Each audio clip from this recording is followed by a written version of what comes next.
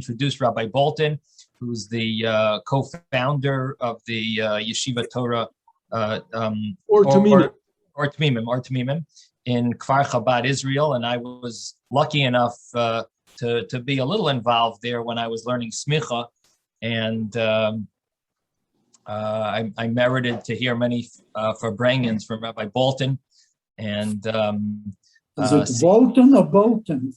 B with a B, Bolton. B, okay. I think it's even written here. See, it's even written here.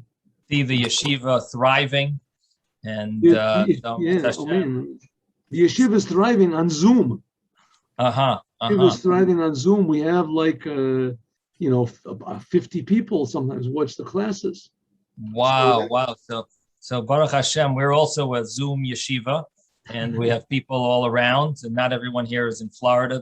We have our Chicago people, and we have some Toronto and people around the world. And my father is in Eretz Yisrael, so we're very honored to have Rabbi Tuvia Bolton, who's not only a Torah scholar, but also a wonderful musician and a composer of music as well, and an entertainer and a great Farbrenger. So with no further ado, Rabbi Tuvia Bolton. Okay, thank you very much. With that wonderful introduction, I can't wait to hear what I'm going to say. Sounds good. Here we go. This is the, let's start off with a song, because it's sort of like a Farbrengen. So we'll start off with a Farbrengen sort of a song. Here's a song of praise from the first Rebbe of Chabad. And the first Rebbe of Chabad, his birthday is in 2 days, Chai Elul. And it happens to be that on Chai Elul is also the birthday of the Baal Shem Tov. So here is a song. The melody was written by the first Rebbe of Chabad. The words, of course, are by King David.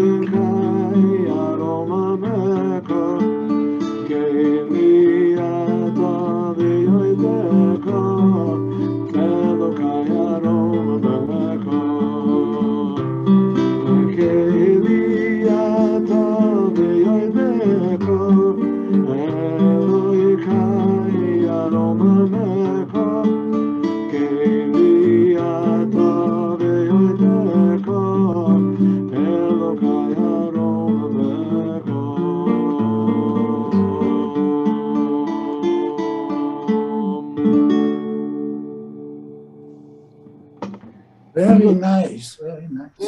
Thank you. We'll make some more songs, maybe happy songs. The only problem is it's so long, I don't know if I can remember all the words. There's not so many words. The words are written in Psalms. Okay, and it's also in Hallel. We say the Hallel. Yeah. The Hallel prayer. Keli, and simply what they mean are, Keli ata, you are my God, ve'odeka, and I will thank you. Another word for you are my Lord, and I will exalt you. That's it. That's all the words that there are. Praising that God is infinitely good and infinitely kind and infinitely loving. That's this whole month of Elul. The month of Elul that we're in now is really the month of love.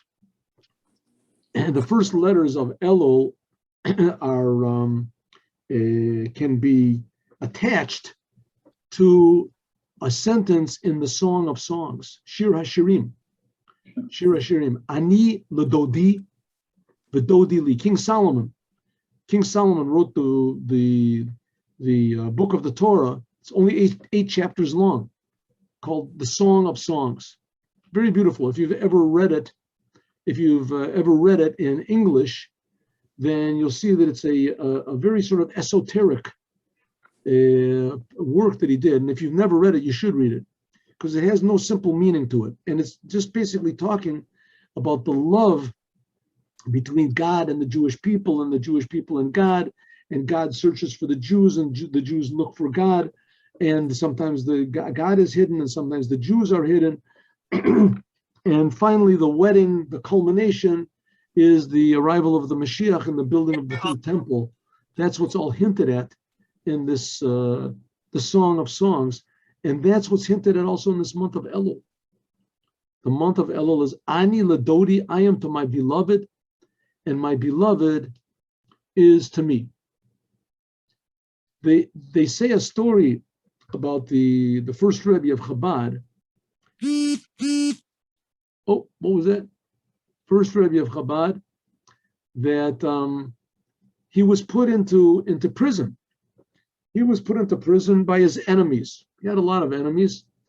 The previous Rebbe, something like King David, had a lot of enemies. You read the book of Psalms, it's full of King David's prayers to save him from his enemies.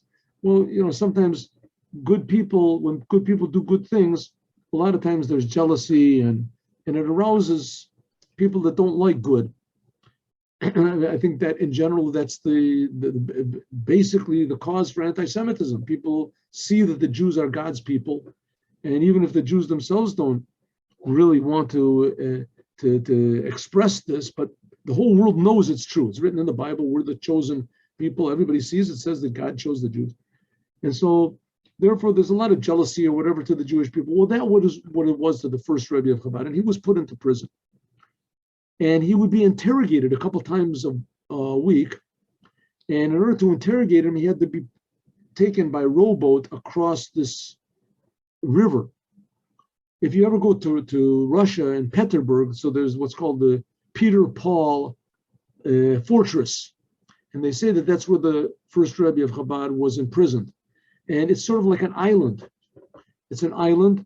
And in order to get across, something like San Quentin, in order to get out, you had to go across this sort of big river. So they would take the Rebbe, they would put him in handcuffs, and they would sit him in a rowboat, and a big, strong soldier, he would row the rowboat from the prison across the river to this place where the Rebbe would be interrogated. Well, the first Rebbe, called his name, it was Reb Shner Zalman. He also wrote the book the Tanya. This Reb Shner Zalman, as he was in prison for 53 years, and in the course of these 53 years, it was the first day of the month.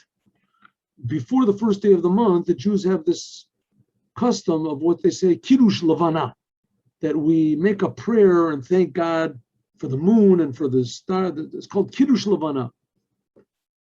And the custom is also to make it standing up. So the Alter Rebbe was in the boat, the rowboat, and this guard was rowing the boat. And the Rebbe realized that now was the time to make this blessing for the moon. So the Rebbe asked the guard to stop. And the guard said, who's the boss over here, me or you? What are you're giving me orders what to do? You just be quiet. And, you want to say your prayers now. So the Rebbe said something, and, usually it would take him like a half an hour to go over this river. And the soldier was rowing and rowing for an hour, and they weren't going anywhere. So the soldier said, you did something. You did something to freeze the boat. And the Rebbe said, that's right. So he said, well, let it go. So the Rebbe said, okay. So he said a word, and sure enough, the boat started. They saw they were making progress.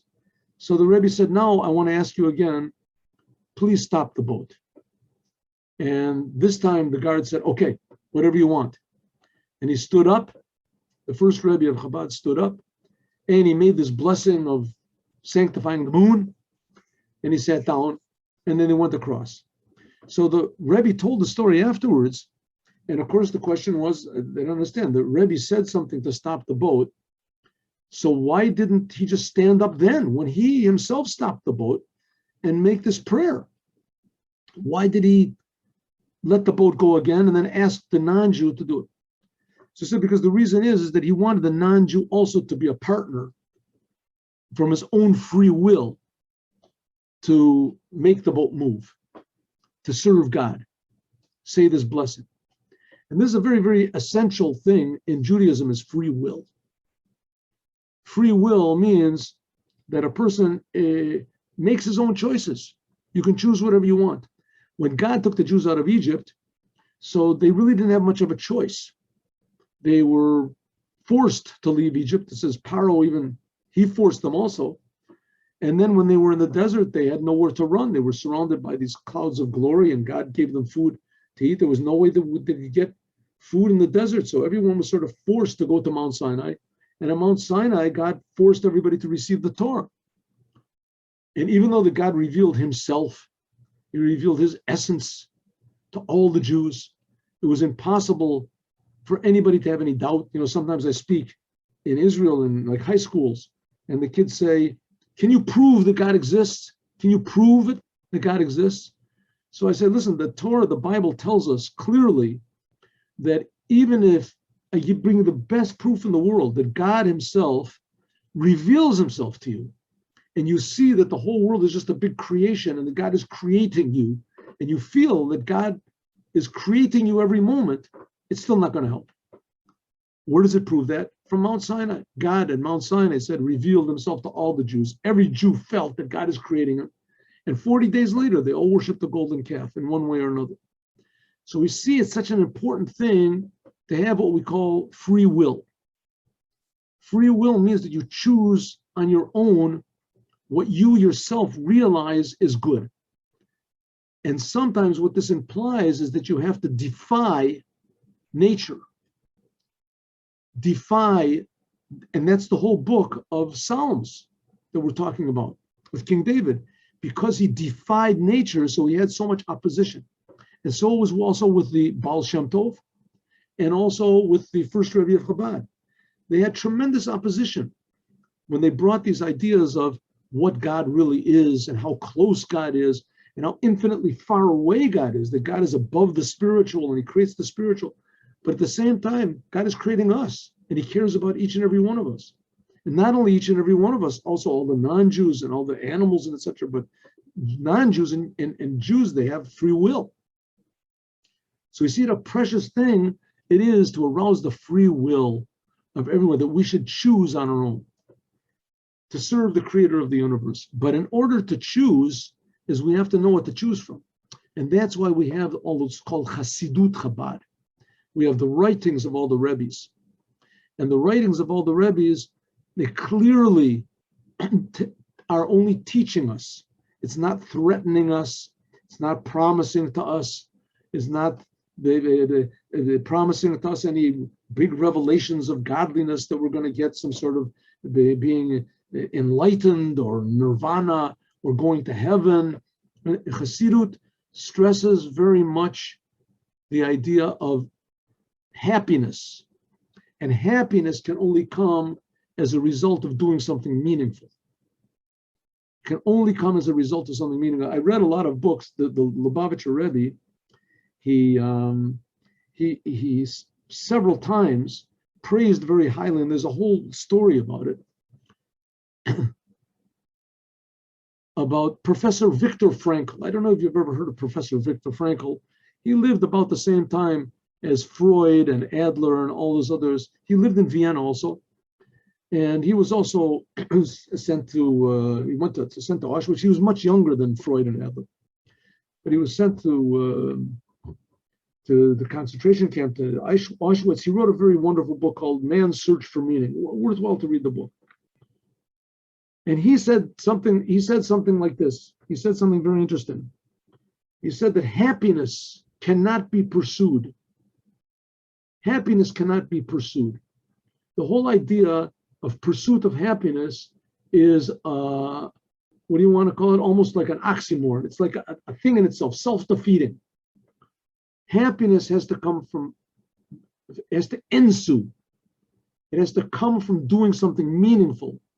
And when you do something that's meaningful, then happiness comes out of that. You feel you've fulfilled your humanness, your responsibility.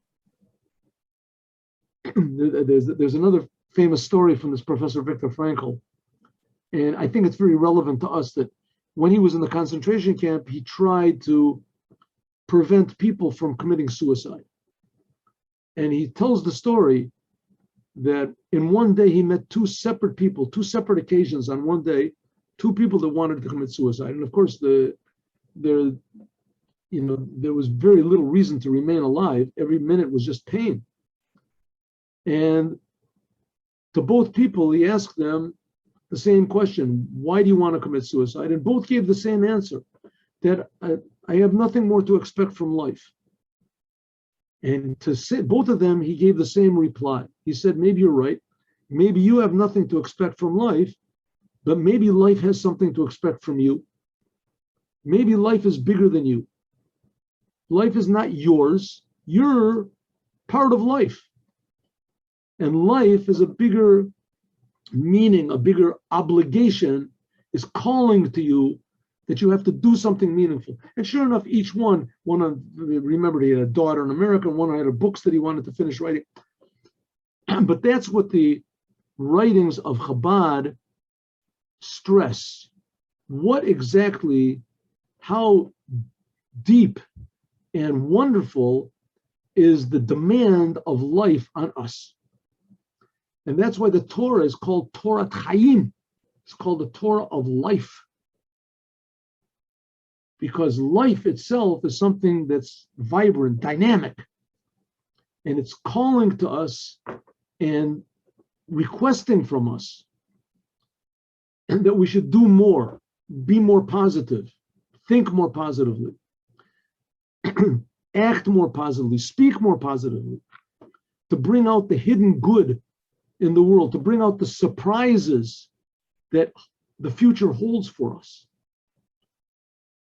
And this can be accomplished by thinking good, simply thinking positively, that life is so amazing and so mysterious that that itself should make us happy, knowing that we can be a part of this, that the happiness will ensue by us expressing our humanness. And that's what the writings of Chabad are. That's called Torah Chaim, a living life. And that's Chai Elul, the 18th day of Elul. It brings a whole new life to this month of Elul, so that a new type of a happiness, a positiveness, that we know that Rosh Hashanah is going to be the day of judgment, and it's a day of severity, and our life is in the hands of God, and He is the ultimately almighty judge. But when you look closely, you realize, hey, the judge, that's my father. Hey, Dad, you remember me? And the judge sort of gives you this little wink, and he stands and he says, yes, but today is the day of awe, the day of judgment, the shofars. So simultaneously, both these things are happening on Rosh Hashanah. And we can only really appreciate this in the month of Elul. In the month of Elul, Ani Ladodi V'dodi Li, I give myself, the first thing is Ani, myself, that I am important. But I am totally devoted to Dodi, my beloved. Who is my beloved? God. God is the Almighty, and God is certainly all powerful and omniscient. But in the month of Elul, He's my beloved, Dodi. And we can feel the love, and we can feel in every single moment of the month. And that's the whole teachings of Chai Elul, the day, the birthday of the first Rebbe of Chabad, and before him, 50 years before that, was the birthday of the Baal Shem Tov, the founder of the whole entire Hasidic movement. So let's sing another song, sing another new, because the Baal Shem Tov, it was like his 27th, he was about 27 years old, so he had this experience on a Rosh Hashanah. Rosh Hashanah is coming up. And it said that his soul went up to the chamber of Mashiach. His soul went up to the chamber of Mashiach. And he asked the Mashiach a question which had been asked to the Mashiach some 1,300 years earlier by Rabbi Yoshua ben Levi. It says in the Gemara in Sanhedrin, that Rabbi Yoshua ben Levi, there was a lot of miracles, Rabbi Yoshua ben Levi, and Rabbi Yoshua ben Levi regularly saw Elijah the prophet. And one time, Rabbi Yoshua ben Levi said to the Elijah the prophet, I would like to meet with the Mashiach. So he said, okay, he's sitting at the gates. I guess they must have been in Rome. He says, he's sitting in the gates. And you can ask him, when are you going to come? He gave him a sign how you can recognize who the Mashiach is. And so he went to, and sure enough, he recognized that's the Mashiach. And he said, Mashiach, when are you going to come? When are you going to come? And he said, today. So Rabbi Yeshua ben Levi was very happy. Today, it's wonderful. He went home and he prepared himself. He made a nice meal and nothing happened.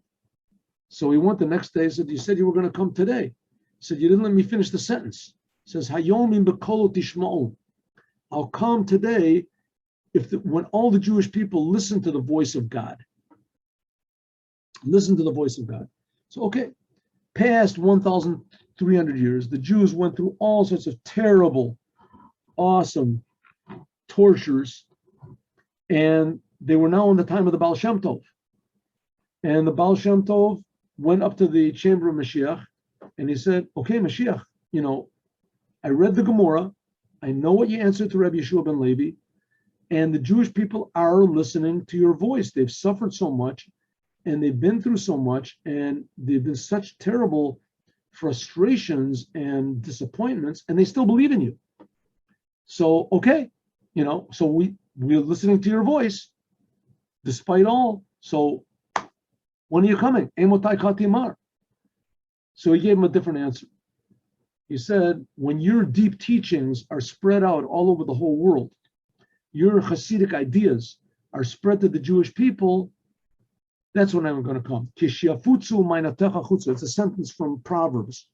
When your well springs are spread out all over the whole world. And that's the ideas of Hasidut.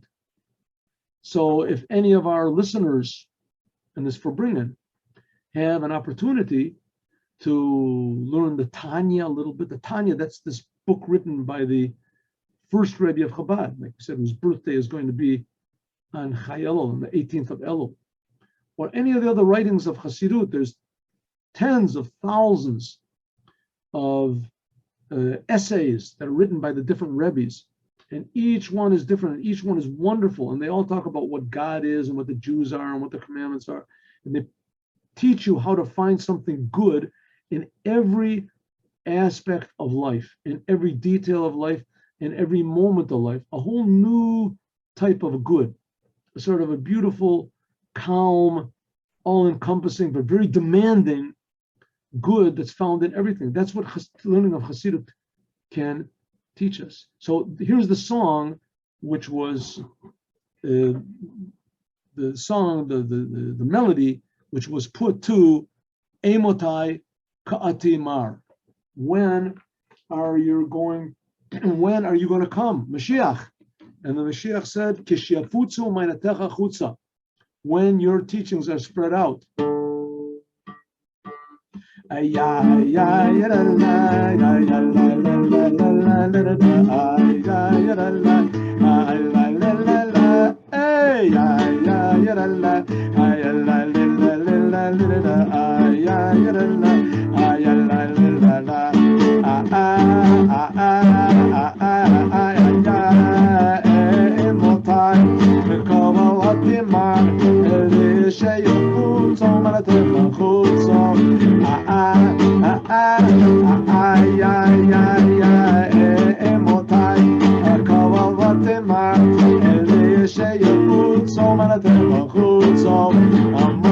Masai, Masai, Masai, Kava, Bosima, Ale, Shea, Hutsa, Masai, Masai, Masai, Masai, Kava, Bosima, Ale, Shea, Hutsa, Ay, ay, ay, la, la, ay, la, la, la, la, la, la, ay, la, la, la, la, ay, la, la, la, la, ay, ay, ay, la, la, ay, la, la, la, la, la, ay, la, la, la, la, ay, la, la, la, la, ay,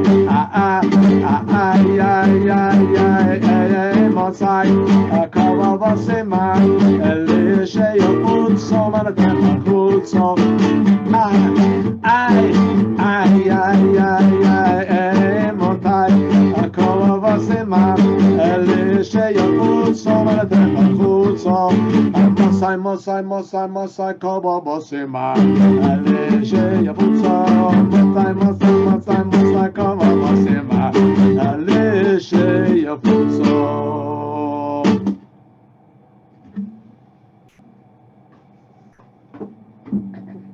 Usually in a Fabringa, they make l'chaim, right?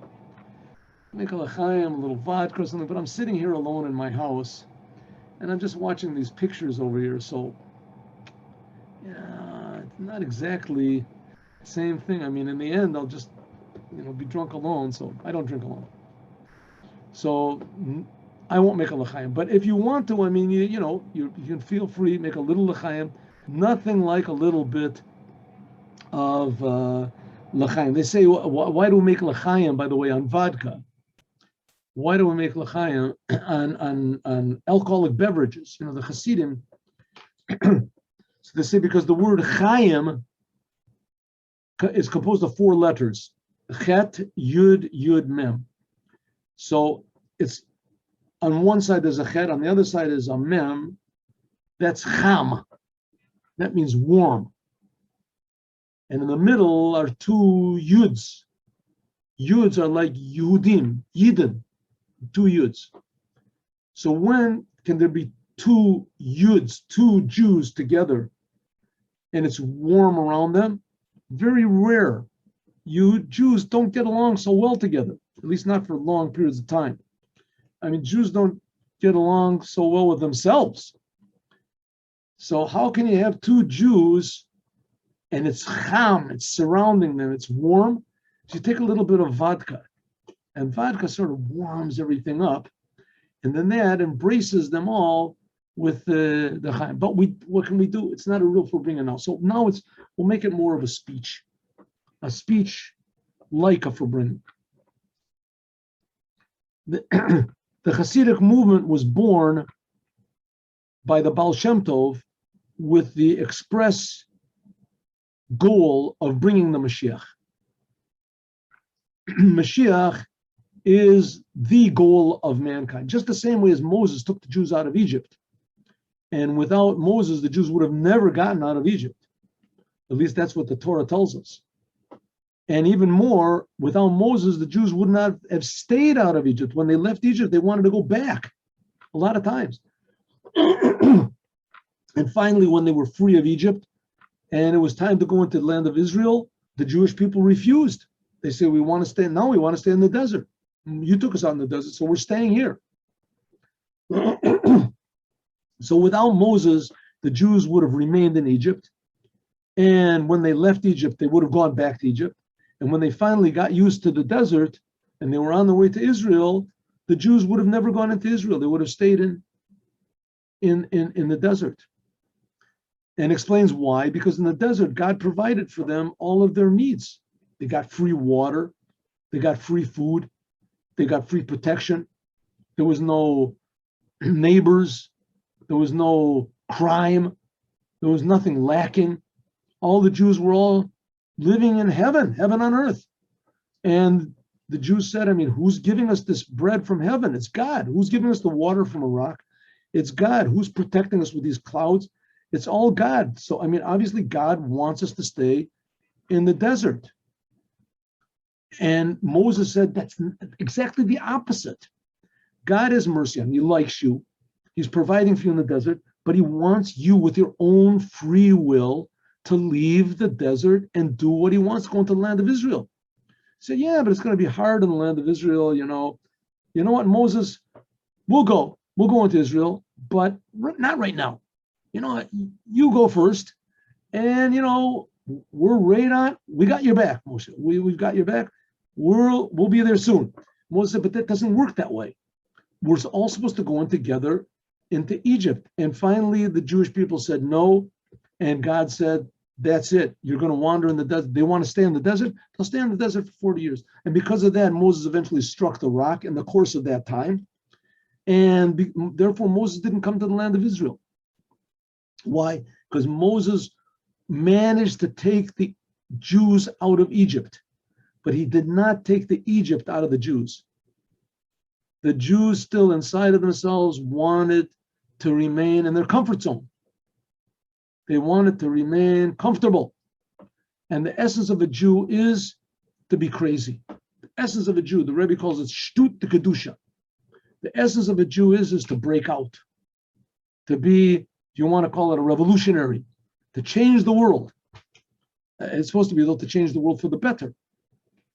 And the only person that's going to take that Egypt out of them, that desire to remain in boundaries, the word Egypt in Hebrew is the same word for limitations, Mitzrayim and Meitzarim.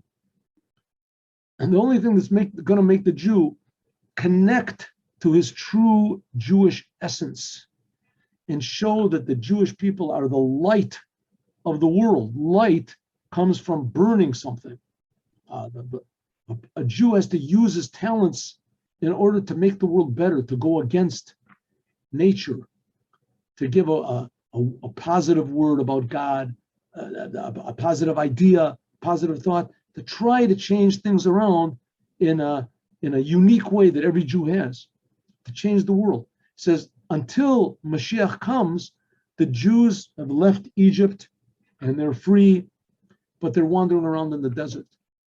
And Moses is going to take the Egypt out of the Jews. He's going to take the limitations out of the Jews. Every Jew suddenly will feel himself unlimited in his talents and his abilities, his ability to give charity and his ability to learn a little more Torah and his ability to be nice, to get along with other people, to say a good idea, a word, encouragement. It's in the essence of what every Jew is. That's the Jewish people. The Jewish people in Hebrew is called Yehudi. Yehudi comes from the language of giving praise, Hodaya, to the creator of the universe. That's what the Jewish people are supposed to be. So that's the whole month of Elul. This month of Elul is a breakout month. It's the month where God enables us to connect to him. I am to my beloved. It's like a wedding day. That they say, I'm sure you've all been to a wedding. Why are weddings happy? It's a commandment to go and dance and make the bride and groom happy. A lot of money is spent to make a happy wedding. So the reason is because a bride and a groom, they're getting married, there's a lot to worry about. They've got a lot of worries. They don't know if it's going to work, the marriage. There's going to be, and if it does work, there's going to be children, there's going to be more mouths to provide for, and who knows what the future is going to bring. And there's everything is uncertain, a lot of tension, right? This whole new thing. Maybe it's better just to be alone and then you don't have any tension. So, but the problem is that God wants you to be married, and 90% of these worries are not in reality. They're just imaginary things that a person makes up. I heard once somebody said, an older man in his 90s, he said, I had a really hard life. I had a lot of troubles in my life. He said, and believe me, 95% of the troubles that I had in life were imaginary. It was people make up their own problems and then they react to them and then they react to the reactions. But a person gets married, he's got good reasons to worry. He says that's why they make him happy. The happiness takes the person out of his worries. And that's why the Jews are here, to make the world a happy world. Because after all, my friends, the future belongs to God. No one knows what's going to happen in the future. Nobody knows what's going to happen.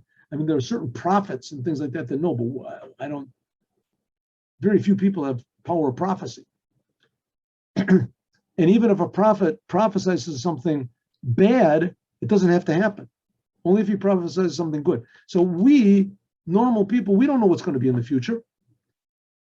So what are we supposed to do? Why worry about it? It's going to help. What should we do? The past also is already gone.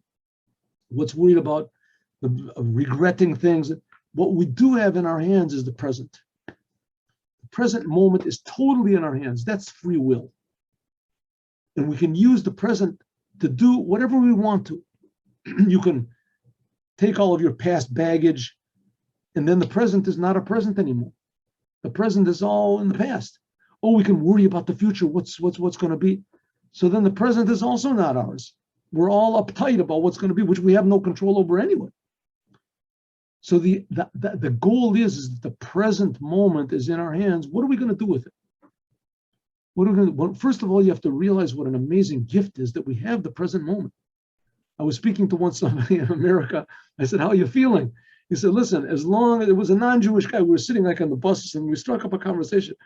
I said, "How are you doing?" He said, "Listen, as long as I'm on the ground and the ground is not on me, I'm happy." He said, "What does it mean? We have free will. You're on the ground. You haven't got any free will anymore. And once you're on, you can do what you want. What do you want? I don't know. A person doesn't know what he wants. You want to worry? Yeah, maybe it's not a good thing to do. First of all, we have to appreciate what we've got. If you don't appreciate what you've got, you'll never appreciate what you get. You have to appreciate what you've got. What have we got? So start to appreciate. We have eyes, we have ears. Oh, I want to tell you a nice story. I just remembered this story. I'm sure you all heard of, I think he died already, this guy, Bernie Madoff, right? He died a couple of years ago, Bernie Madoff. His name was very appropriate because he made off with like billions of dollars from people. He cheated people right and left. People believed in him and they invested money and he stole all their money. And he mostly stole from Jewish people and he stole from Jewish organizations, from rich Jewish people. Rich Jewish people. A person had a couple $1 million in the bank. He cleaned everybody out. People were investing in him. They thought it was a sure thing. Anyway, they revealed that he had stolen fortunes from everybody. He wiped people out. So there was somebody on YouTube. On YouTube, some lady, I was watching something, and all of a sudden this thing popped up on the side, and it said, "I am grateful to Bernie Madoff." So I figured, what is this? Maybe she was one of the early ones. They made money because he wanted to make. So I figured, let's see what this is. So I pressed and I said, here's this lady, and she's maybe in her 50s, maybe in her 60s. She's well dressed. And she says, Bernie Madoff wiped me out completely. She said, I gave all of my savings. Said, I was a lawyer. My husband was a professor. We're already in our 60s and we're retired. And all of our savings that we had, we gave it to him. We invested because it was a sure thing. They were making like, 10% a month. There's some crazy amount of interest that they were getting. And the whole thing was a big scam. So she said, I gave all of my money to him. And all of a sudden, we woke up one morning and we found out that the whole thing was just a big Ponzi scam. And we lost everything. She said, everything. We've got no money in the bank. We're about to lose our apartment, she said. I said, what are we going to do? She said, I don't know what to do. She said, to move in with my kids, our kids, what type of a life is that? She said, so I started worrying about what's going to be with the future. She said, I realized that I was sort of going crazy. So I said, let's stop thinking about the future. So then I started thinking about, wow, all the energy that I put in to make this money, all the hours and all the battles that I fought and all the tension and this, in order to make the money that, I don't know, they had $4 million in the bank. Who knows what they had? All the money all the energy that I put in, it's gone. Everything is all gone. All of my energy, everything that I've done, all my accomplishments, they're all gone. The past is gone. The future is gone. So she said, I couldn't sleep. I couldn't eat. I didn't want to go outside. I was miserable. I was depressed. She said, 1 second, I'm losing it. She said, I would have gone to a psychiatrist. I didn't have any money to pay a psychiatrist. They had nothing. She said, all of a sudden, she says like this, she said, listen, this criminal crook, he stole everything from me, but he can't steal my mood. My soul he can't take. He took my money. took my past, took my future, but he can't take my soul. He can't, that's still mine. She said, but what am I going to do? What am I going to think about? I got to stop these crazy thoughts, worry about the future and regret about the past. So she said, all of a sudden I thought to myself, wow, 1 second. Let's say I had $4 million in the bank, right? What if I had to make an operation on my eyes? If I didn't make an operation, I would lose my eyes. I wouldn't be willing to pay $4 million for the best doctor in the world to save my eyes. Of course I would. So here, look, I've got my eyes and I didn't have to make an operation. I paid the $4 million and I got my eyes and I didn't have to make an operation. And what if my eyes and my ears didn't work? I wouldn't have any money. I had no money at the bank. I spent it all for my eyes. It says, look at here. I got my ears work for free. And my mouth, it works. And my legs work. And it's all. And she said, once again, think of all the things I can see with my eyes. I can see a sunset. I can see children playing outside. I can see my own children, my grandchildren. What I can hear music. I can hear symphonies. I can hear the wind blowing. I can hear the waves. But she said, all of a sudden, all these things I never thought about before. All I thought about, my security in life and was my money, that I had money in the bank. And that was my security. That was my whole life, my whole being. I never really appreciated anything. I didn't really open my eyes. And she said, if so, I hope the Madoff, I hope he dies, he burns in hell, whatever she said. But on the other hand, I'm grateful to him. He opened up my eyes and he opened up my ears. So here we still have a little bit of money in the bank and we've got eyes and ears. So let's appreciate what we've got. But there's even more. Now we can appreciate what we've got. We can appreciate what we can give.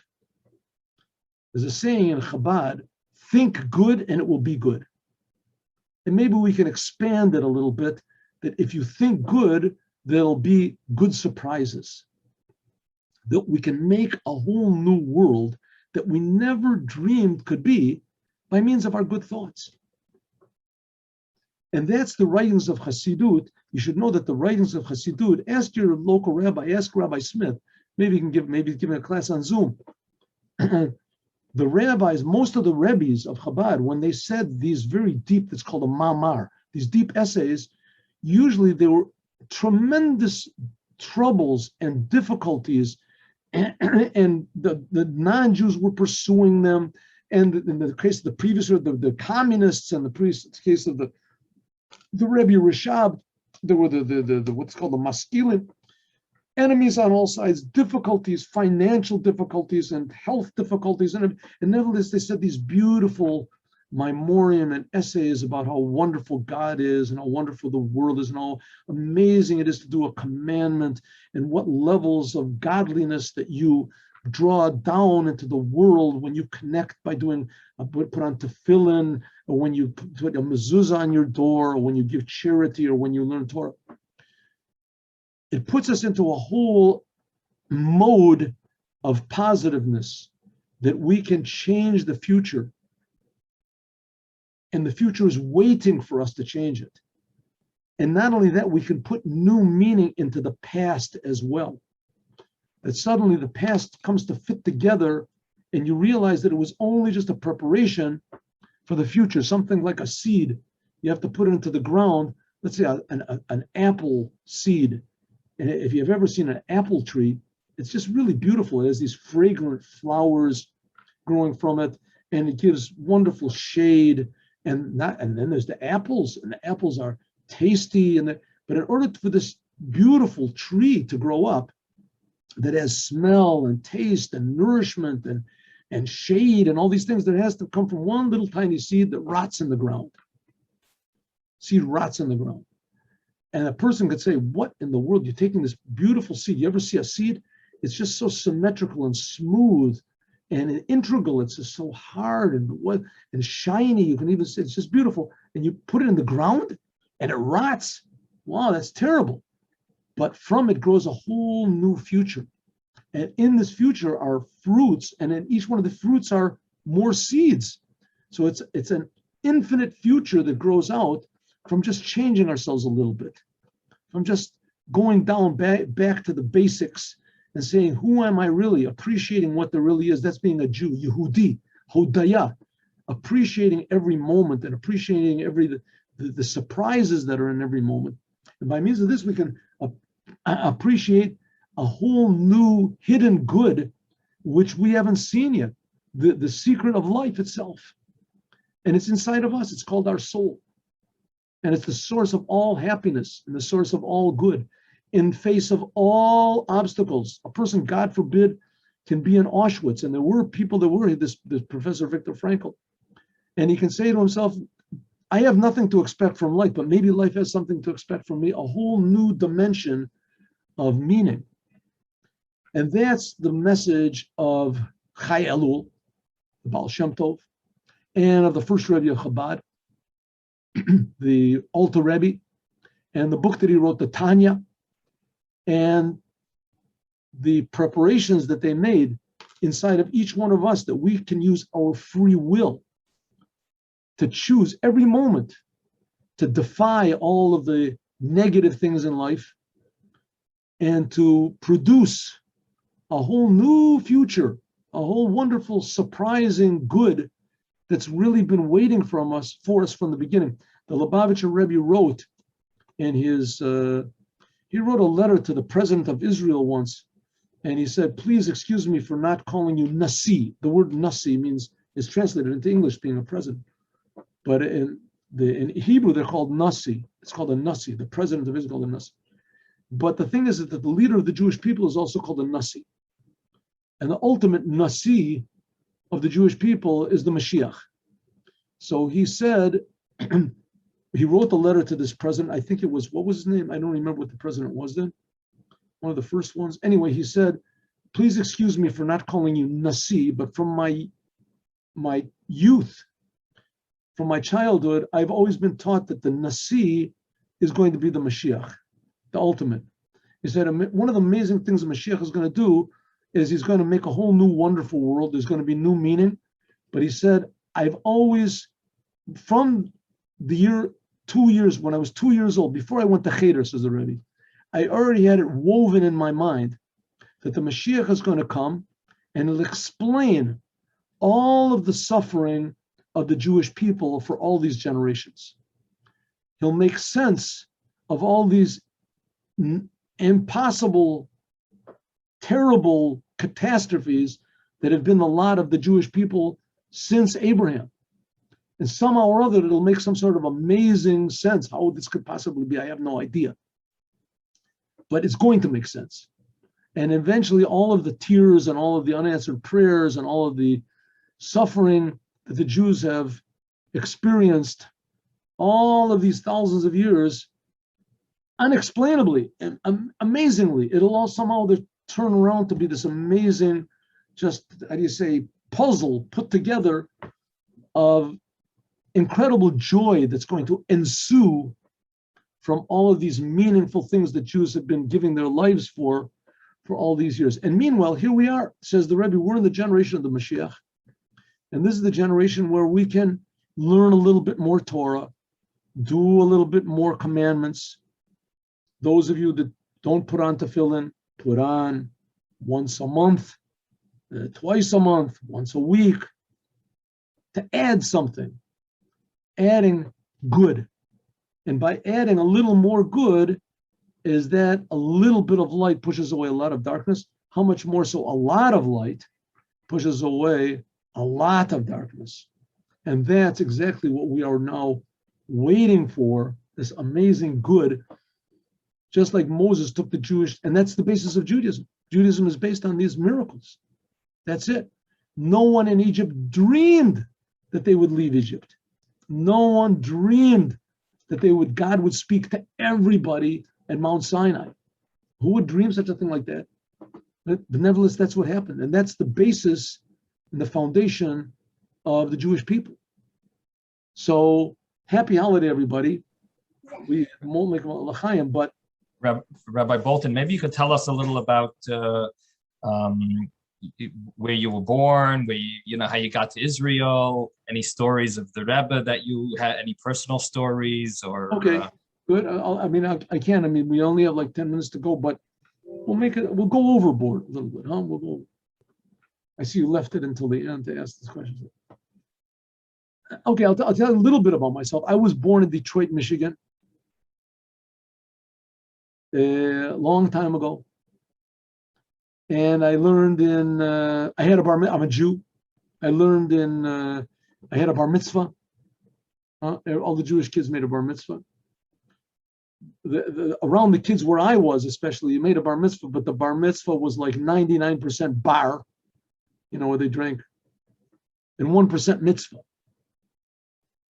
And then I went to University of Michigan. There I threw away the 1% mitzvah. I was just, and I got a degree in philosophy, 1967. I got a bachelor's degree in philosophy. What do you do with a bachelor's degree in philosophy? You can do one of two things: get a master's degree in philosophy, or what I did, I was a rock and roll singer. I had a couple bands, 4 bands. We played in different bars around the Ann Arbor area. And one of them was a country and western band, and another one was a what do they call it? Rhythm and blues band that was in a black bar. And another one was like a rock roll band, like this teeny bop sort of, what was it called? Beach Boys music. And then there was another band that I had that I wrote all the music, and that was sort of psychedelic music. And to tell the whole story, it takes about a half an hour. So I'm not going to tell the whole story, but I'll tell a short version of the story. Let me ask this: they let you in all those bars with that hat and beard? I'm sure they would have, if I would, yes, but I didn't have this hat and beard. I mean, there was ZZ Top, and they had the same thing. They would have. In fact, just recently, I was in Milwaukee, and people stopped me on the street over there, Minnesota, and people stopped me. Oh, ZZ Top. But anyway, ZZ Top was this rock and roll band. So they would have let me in I mean, I probably would have been apprehensive to go in this, but they would have let me in. Anyway, so there were these 4 bands, and these 4, that was in 1967. That's when this whole LSD thing started. And there was this professor from, I think he was from Princeton, I think it was, or Harvard, I don't know, Harvard. And the evil Dr. Leary. And he said, you got to take this drug, which was called LSD. And everybody took it. And they were having these, psychedelic experiences, whatever it was. And I was right in the middle of this whole business because I was, a rock and roll singer, and they made these big acid parties and things like that. But I didn't take LSD because at that time, God put into my mind a craziness to oppose their craziness. I decided that what's going to solve the problems of the world is vegetarianism. If everybody's a vegetarian, then there's going to be peace in the world. Everybody will be calm. The yins and the yangs will be balanced. And not only that, everybody will just be so weak, they won't be able to pick up guns. They'll just be So all of a sudden, but I have this big dilemma going, this big inner battle, because I would go to these parties and people would say, oh, Bolton, you're saying nice today. Take LSD. They would call it a tab. They had all these names for it. And I had to lie because I didn't want to take it because LSD is synthetic, totally synthetic. There's not one element in it that's natural. And I figured naturalness, that's what's going to bring the solution to the world's problems. And here, this stuff is made in pure chemicals. So I said, no, I already took LSD. I take it before I leave the house and everything like that. But I didn't like that because I was lying. And anyway, it came the big day, and the evil Dr. Leary, Professor Leary, meanwhile, this Leary, he dropped out of being a professor, or they dropped him out, whatever they did. And he was taking these massive doses of LSD and becoming, enlightened or whatever he was. And he came to the university. And later on, I talked to his friends that he was really a very big patriot. He loved America, especially because of the freedom that America gave him. And anytime that anybody was going to blow up the White House or kill the president, they would tell him because they figured he was the biggest anarchist in the world. And he would give them over to the CIA or the FBI. That's what his friends told me. I don't know if it's true, but the fact of the matter is, is they allowed him to speak anywhere he wanted to. And he went around and spoke in high schools and telling the students the importance of taking LSD, that this was the age of Aquarius, and he had all this, he wrote books about it, and he had this whole thing, tune in, turn off, drop out or something. He had this whole mantra and things that he was saying. And he was like, Mr. Big, he was the Messiah. He was the ultimate human being. There was never going to be a human being like him. And here he was coming to the university. So I think, if I'm not mistaken, this was like 50 years ago. This is 1967, 68, something like that. And so he came, I think it was in Hill Auditorium. There was a big auditorium. And there were like thousands of people standing outside. I was one of the last people got in. I was like on the third balcony. And they turned off all the lights. He lit this little candle in front of him. And he had this long white gown, and he had long blonde hair. And he was a professor. He was a professor in psychiatry. And he had a very good command of the English language. And he was also, he was experienced. He had taken all this LSD. And now he's talking from, his platform of, the realm of truth to all of us, the uninitiated, whatever is living in the dark, tunnel of Plato. Here we are down there. What is the cave? So there he's just talking. So he starts to talk, and I thought, wow, what have I been missing? This is like the ultimate man. He just spoke so beautifully. And he was saying we are in the new age, and we must, tune in and turn off and drop out, whatever. He had this thing that he said. And he explained everybody, and he explained everything. And I was like sitting at the edge of my chair. And he said, everything is good. There's nothing bad in the world. Do whatever you want to. Do your karma, do your this. And he said, of course, don't hurt anybody, but anyone who is enlightened with LSD will not want to hurt anybody. And suddenly he said this. He said, there's only one evil in the world. And that is, and I'm like sitting at the edge of my chair, what is this evil? And he says, and that is the theistic Jews and their jealous God. That's what he says. So I thought, what Jews? I mean, I had like, negative 20 Jewish identity. I was totally, I didn't know where Shabbos wrote Yom Kippur. I didn't know when the 6-Day War. I didn't care about anything Jewish whatsoever. It meant absolutely nothing to me. So I thought. And he said this, and all of a sudden I thought, wow, what did he say? So I figured, well, he's going to get, now, somebody's going to scream out. Somebody's going to say something. If he would have said a word against any race or religion or, category of humanity, no matter what, somebody would have said, hey, you're a bigot. Who are you, to speak against the Martians, to speak against this? Nothing. Nobody said anything. Now, I don't know if you know it. I mean, probably you do, but I don't.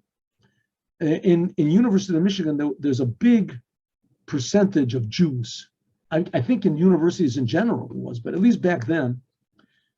So there was like something like 17% of some huge number, like 2% of the American population is Jews, and there's like 17% in University of Michigan are Jews. And I'm sure that in that auditorium were like 80% were Jews, because Jews are always the first ones to do weird things.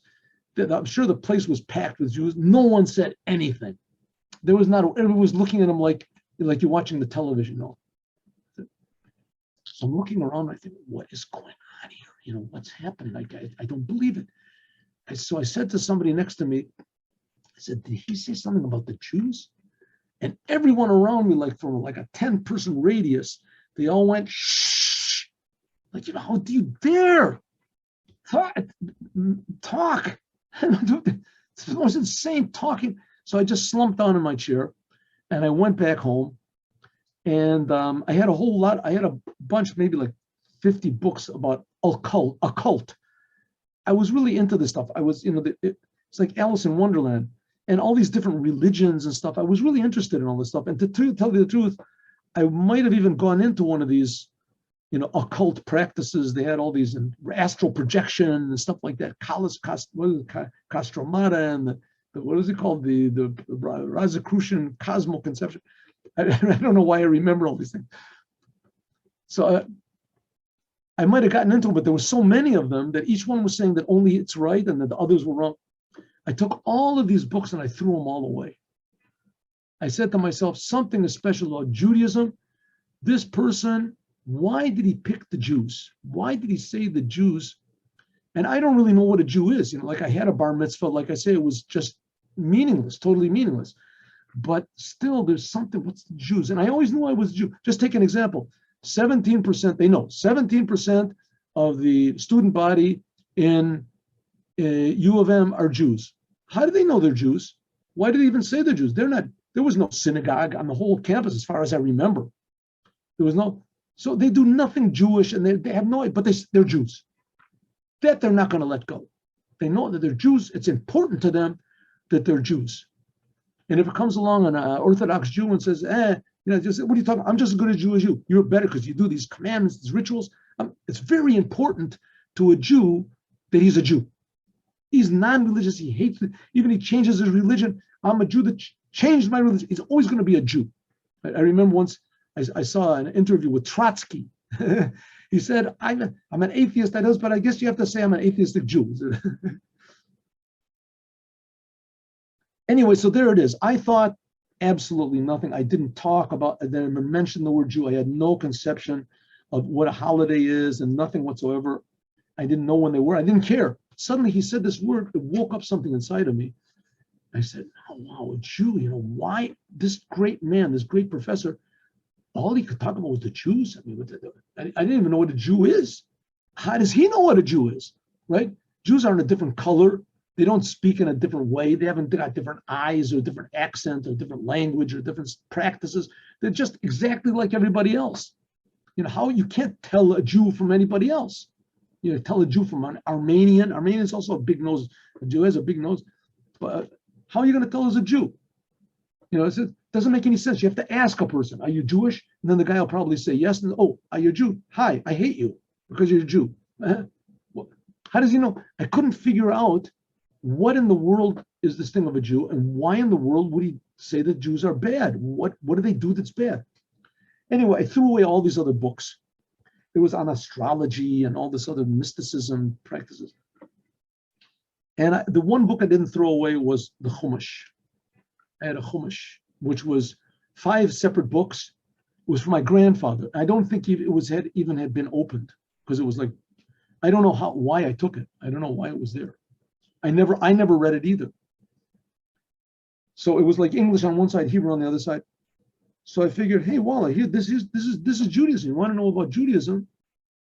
You got to read this book. Here's the Bible. This is the source of all of it, And like all the other religions in the world are talking about what you're going to get.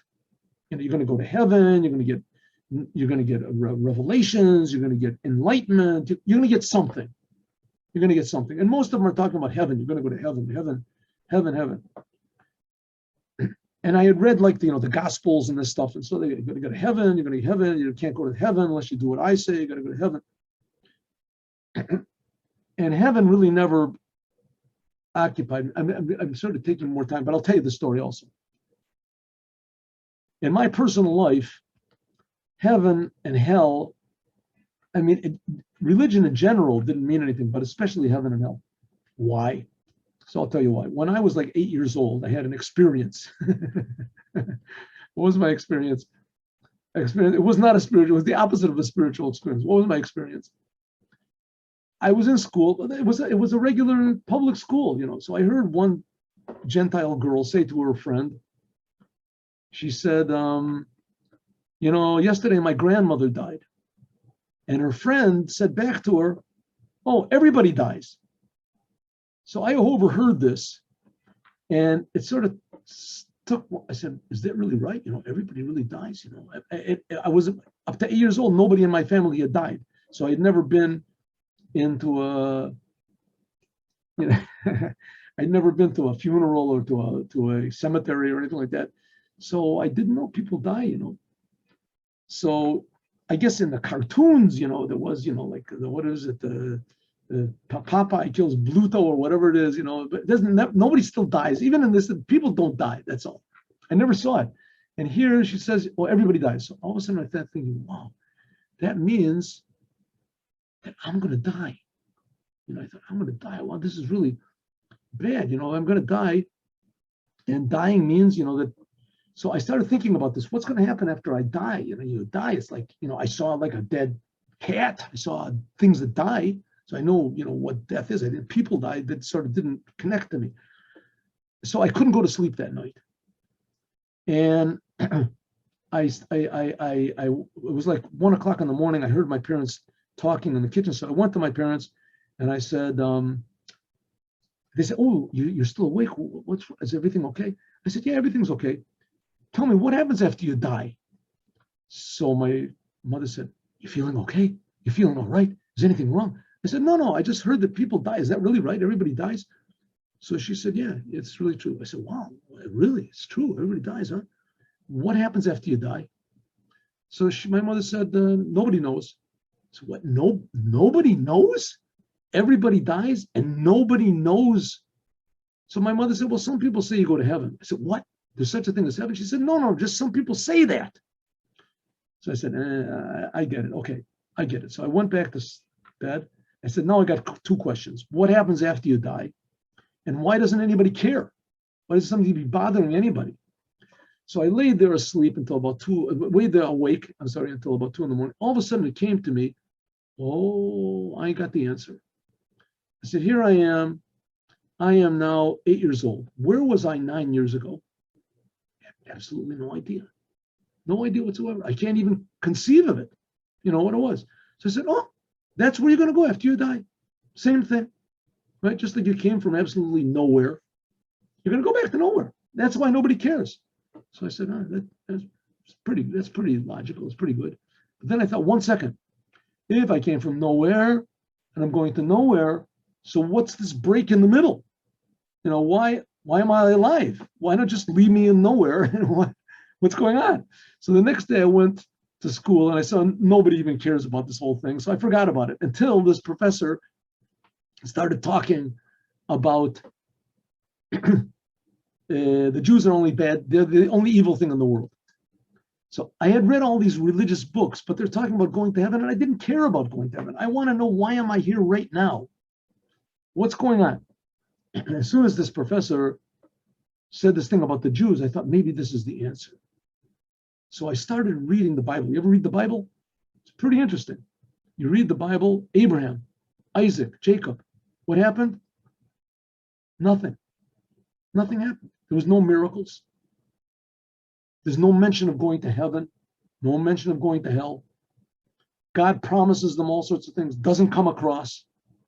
God says to Abraham, I'm going to give you the land of Canaan, the promised land. He didn't get it. His son didn't get it. His grandson didn't get it. Joseph didn't, even Moses didn't get it. Didn't get it. Your children were going to be like the stars of the heavens. He had one son. Abraham had one son, Yitzchak, and God said, Yitzchak will be your son. From him will be like the sand of the sea. You're going to, on the sea, you're going to have children. Abraham said, okay, and it's all right with me. God said, oh, one thing. Before he gets married, take him and kill him. So Abraham said, okay, no problem. What type of thing is that? At least let him get married. There's something so you can have some hope. He said, listen, what about Ishmael? Ishmael, he's going to have a lot of children. God said, no. I don't want to get out of this thing easy. Ishmael is going to have a lot of kids. That'll take me off of the, right? Take me off of the how do you say, off the spot. I promised you a lot of children, and Ishmael is your son. He'll have a lot, but that's not it. It has to be Yitzchak, but you have to kill him first. Okay, so Abraham said, this makes, and then what happens? The end. Yitzchak is, and then the Jews go down to Egypt. The end. What type of a Bible is this? What's going on? What do they want me to do? Circumcise myself, kill my son. What's going on? And then I went further in the Bible and I saw the Jewish people make sacrifices, korbanot. They make this holy, they make sacrifice. I thought that's barbaric. That's primitive. That's sacrifice. I did a sin. I bring a cow. The cow didn't do anything. Why do I have to kill a cow for? So the whole thing makes no sense to me. I'm going to make a fast forward. the next Verbringen will be whenever Rabbi Smith wants to invite me. But the fast forward is that I met a Chabad rabbi in Ann Arbor, Rabbi Itchy Meir Kagan, of blessed memory. He died in a tragic car accident after and he took me to Crown Heights. And Crown Heights, that itself is a half an hour story. And in Crown Heights, it was on Shabbat. I went to the Rebbe's Verbringen, and I heard them sing this beautiful nigun. And this was 1971, 50 years ago. And then the Rebbe started to speak, and everyone was quiet. There was maybe, a crowd of 500 people, maybe at the most, 500, 300. And the Rebbe started to speak, and he spoke one speech for 2 hours. And I'm thinking to myself, I didn't understand. It was all in Yiddish. It was on Shabbos, and I heard the music that they sang, this beautiful Chabad nigun, and I thought, that's nice. I really like that music, because I gave up rock and roll music. And it just didn't interest me anymore. It was just, but this was nice. And I really liked this music. It was really, something very deep about it, and something very, happy. And at the same time, it was very sort of sad and longing.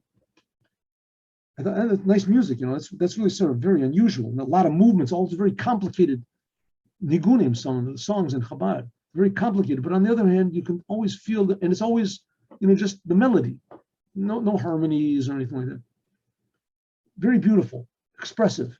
And then the Rebbe's talking like, and I look at the Rebbe's eyes, the Rebbe's got these blue eyes, and the Rebbe's speaking like very assertively. He's not like screaming or like giving this, fire and brimstone speech, but everybody can hear him. I look at the crowd, and the crowd is like very intent, listening to what obviously he's saying, something that's very sort of deep and complicated and meaningful.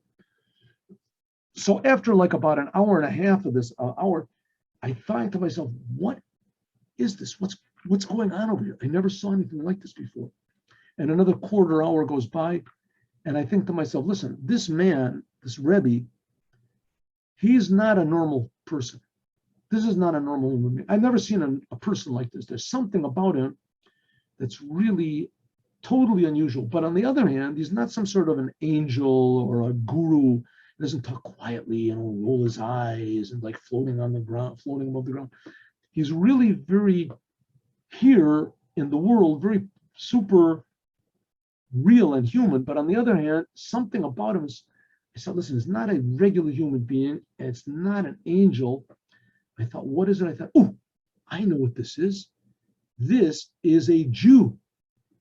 And suddenly it snapped in my mind, that's Abraham, Isaac, and Jacob. Every second of their lives, all they wanted to do is what God wants. And what does God want? That this world should be a good place. I said, I don't understand it. I'm sure it's true. He's a Jew. I'm a Jew. And that's it. I stayed in Crown Heights and I learned in yeshiva. And that's what came up to until today. And that's the story. Now I'll sing you one more song. And we'll say, Happy New Year to everyone. Happy New Year. What would you like? A fast song or a deep song? What do you say, Rabbi Smith? Fast, exciting, happy. Fast, exciting.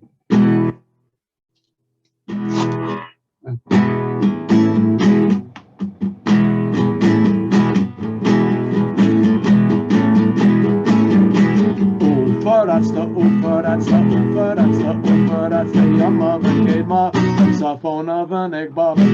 Uferatsta, yama v'kedma, safona v'negba. Oh, uferatsta, yama v'kedma. Uferatsta, safona v'negba. Uferatsta, yama v'kedma. Uferatsta, safona v'negba.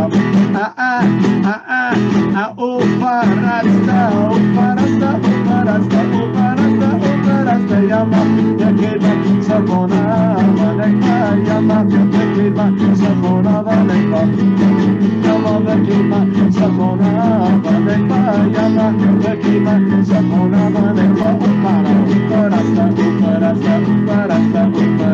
Yama, Yakeba, Sapona, Vaneka, Uparasta,